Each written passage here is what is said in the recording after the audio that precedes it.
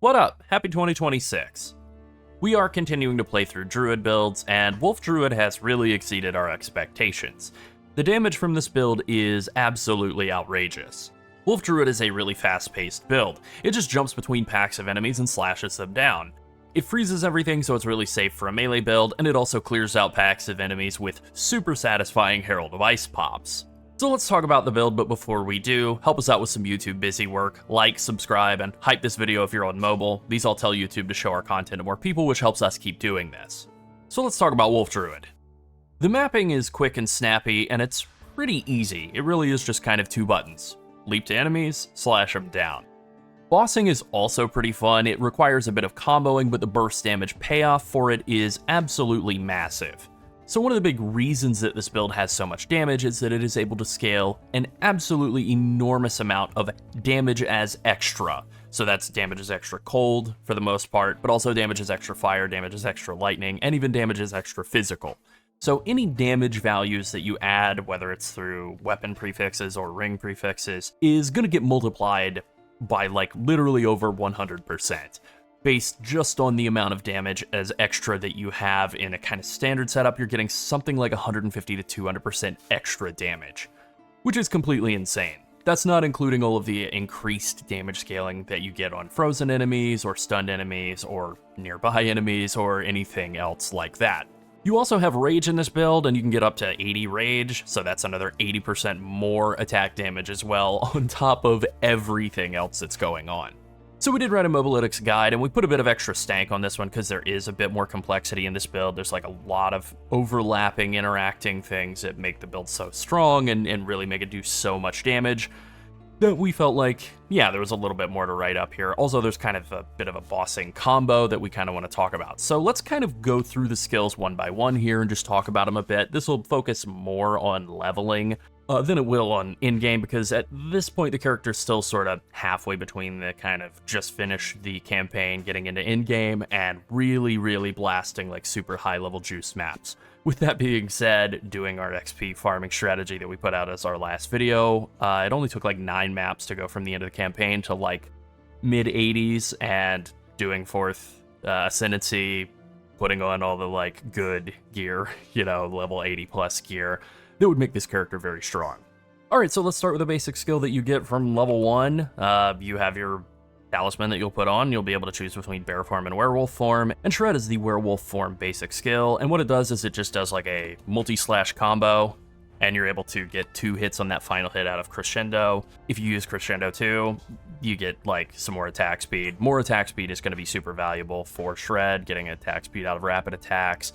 And then you have this other real, like, powerful interaction out of Shred, where anytime you hit a frozen enemy with the Shred attacks, you spawn ice fragments. So ice fragments are only able to hit 1 time per enemy per attack that spawns them.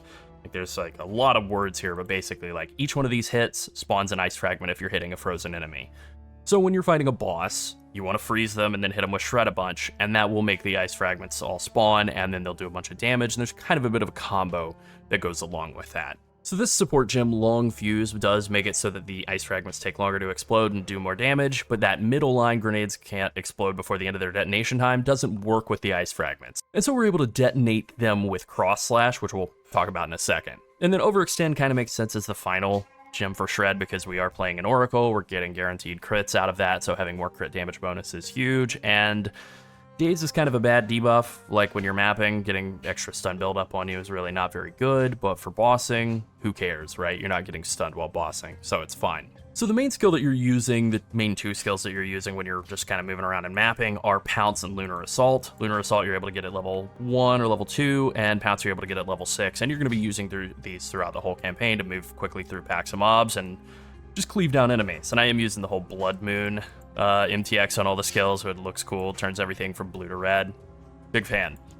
So Lunar Assault is basically just like a big cleave, just a big swipe, but it does massive amounts of cold damage. Like it converts 80% of your fizz to cold, it gains 10% of fizz as extra cold, and then it gets this absolutely enormous more magnitude of chill inflicted and more freeze buildup. So when you're kind of traveling around through packs, depending on your damage throughout the campaign, you may be able to like 1 or 2 tap packs of enemies with Lunar Assault and just kill them. And because of Herald of Ice, they're going to be frozen, they're going to pop they're going to clear everything out.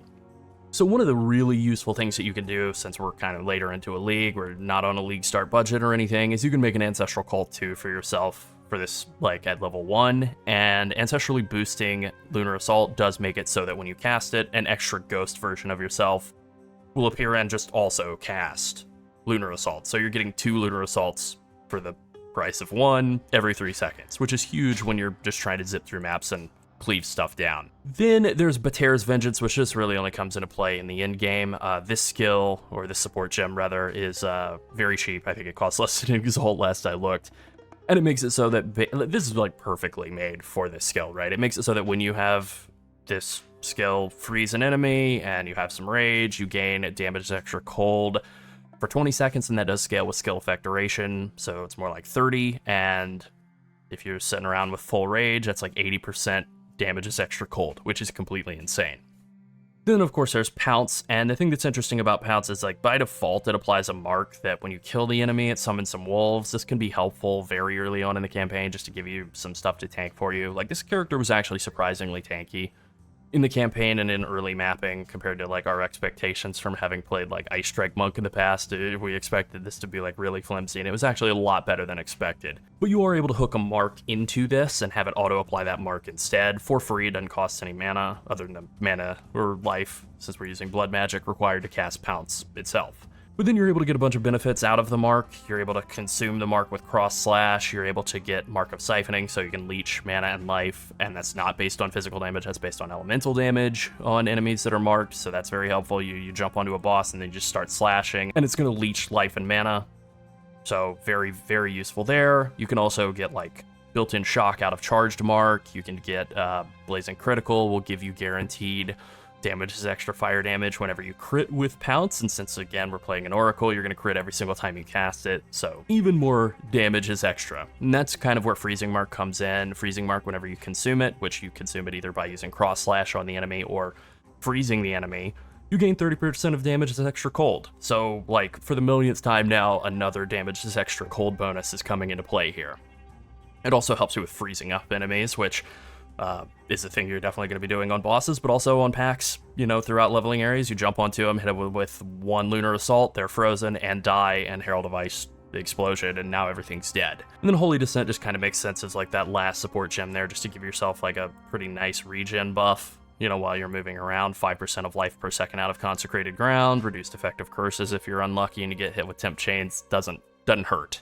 So, Cross Slash is kind of the final component of the skill combo that you do on bosses, and what it does is it does a double slash in front of you, or, you know, wherever your mouse is, and it also makes you jump back, and if both of the slashes hit an enemy, then it will consume whatever mark is on them, and also pull all ice fragments that are in the area onto the boss, or onto the target, I suppose, and make them explode instantly, instead of on that, like, long duration, long fuse that you had from Shred. So the way that you attack a boss with this build is, you leap onto them, then you just start hitting them with Lunar Assault until they're frozen. Now once the boss is frozen, then you want to hit them with a full Shred combo, at least 1 Shred combo, and then leap onto them so that they're marked, and then Cross Slash away so that it consumes that mark, gives you a bunch of extra damage, pulls all of those ice fragments together onto the boss, and makes them explode immediately. This is going to do an absolutely enormous amount of damage on this character, which is still, like, not fully finished leveling or, like, getting all the way up to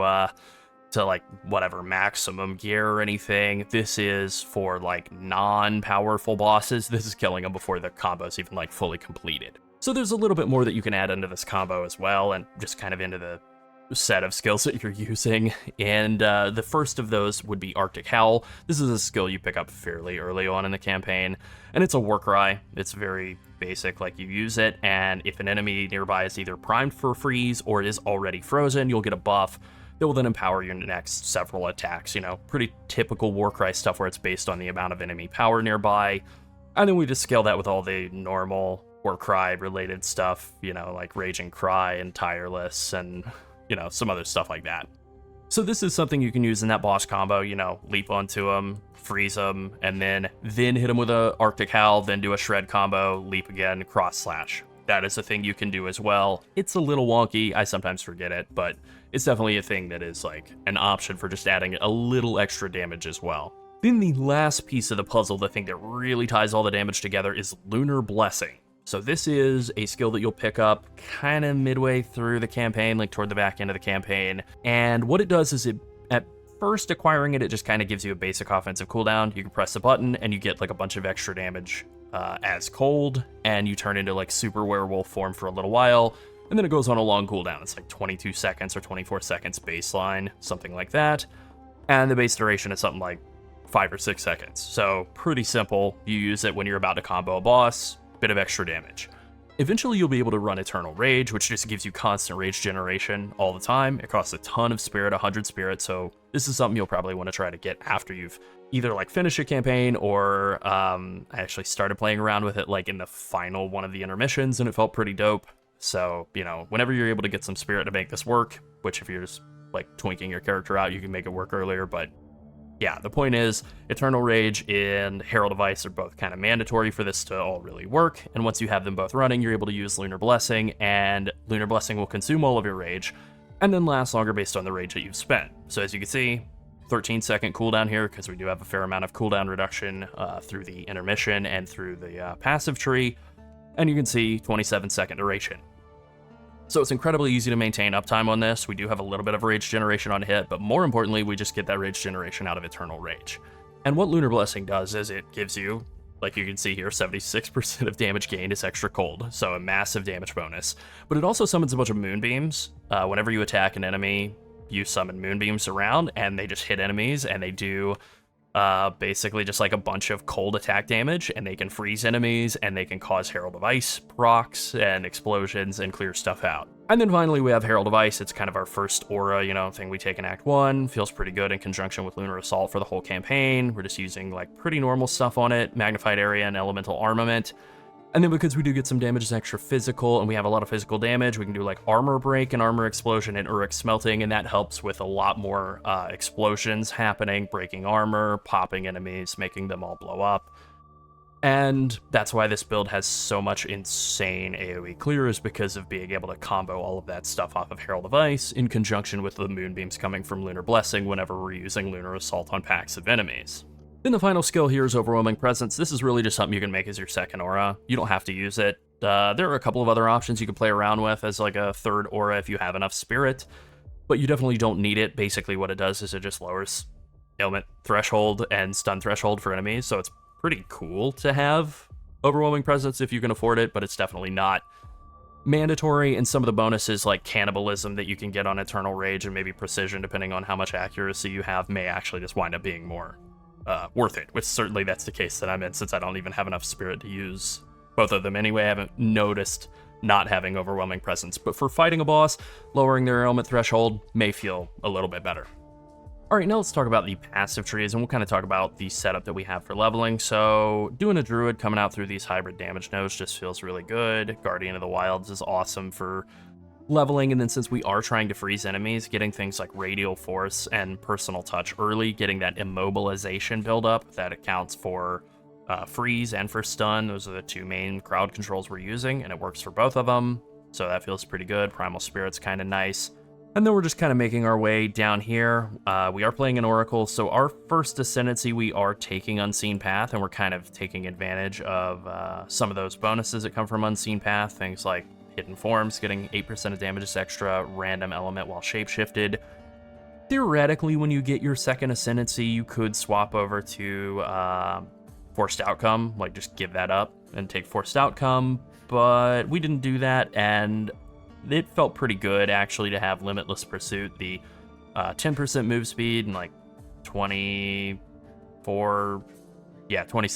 cooldown reduction that you get out of this little section here. Felt really good for actually getting through the campaign quickly. Like literally just moving faster and leaping more quickly through the campaign felt pretty awesome. Also, don't sleep on this wheel down here. Impact Force and Impact Area, like getting lots of area of effect for your Lunar Slash just feels really, really good in the campaign, so that was pretty great too. And then also, armor is elemental damage. Armor's like kind of an underrated defense, especially in the campaign. It feels pretty good to have like a decent amount of armor and just not really take a ton of damage. And that's maybe the most surprising thing about this build, is doing the armor and energy shield combo has actually felt way better than expected. It doesn't do great against damage over time. That's like the biggest danger to this build ultimately, but against just like direct damage, it just feels like it doesn't really take much at all. And then all of these shape-shifting wheels over here on the outside: Spirit of the Wolf, Frozen Claw, Molten Claw, Spirit of the Bear, Spirit of the Wyvern, Electrified Claw. Like, all of these are awesome. They're all great. And if you're still, like, if you're having some trouble with mana, which can be a little annoying, the 2 points for Lunar Boon and the shape-shifted mana regen before that can actually help a bit during the campaign.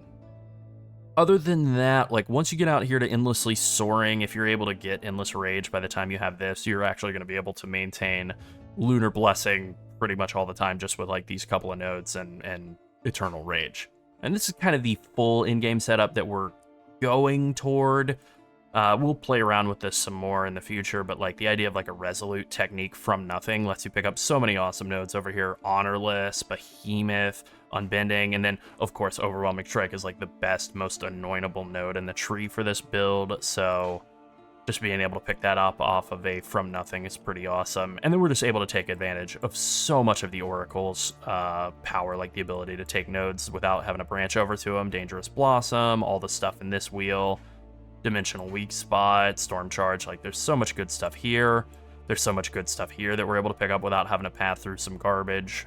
You know, Projectile Bulwark, Prism Guard, Vengeful Fury, all really good. In Your Face, also really good. And then we do switch over from, like, you know, from ending the campaign to switching into endgame. We drop some of the, like, build-up nodes, Personal Touch, and some of these AoE things down here.